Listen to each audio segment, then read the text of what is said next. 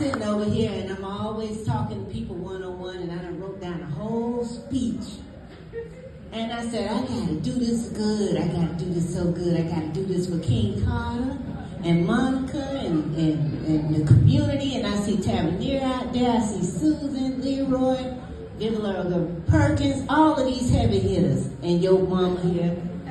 And Butterfly and everybody. But I don't want to be remiss. So what I wanted to say is, I wrote down this paper and I wanted to start by, because I didn't want to digress.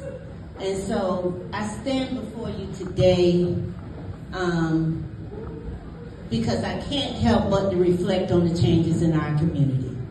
If you look around, the Mrs. Penn, Mrs. Pearl, all of those people, staples in our community, they're not here no more.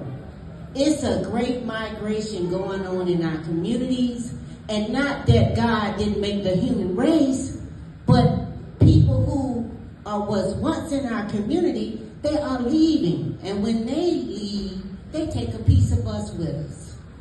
And so as you look down there in Brown Sub in the community by Antioch Church, right down that street of 46th Street, you see double topper of roofs of buildings. All the people that used to be there, Blue Boy, he just died. You know, they buried him. Some people that I thought would never transition, they gone from us. And it's, you know, it's weighing very heavy. And then when you hear a child die, I remember when I was in the house and I heard your son's case on the news, and I thought to myself, a kid that is able to play at a park and just at their house, how could that happen, that someone could be so senseless and kill a kid, right? A baby, right?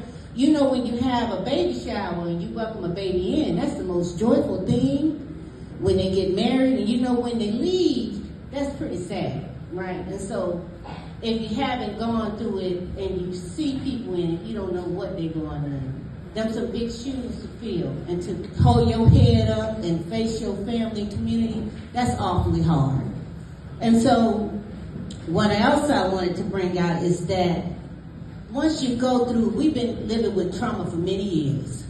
We inherited from our parents, the grandparents in our blood. And so when we show up in places, we can't come in our true self.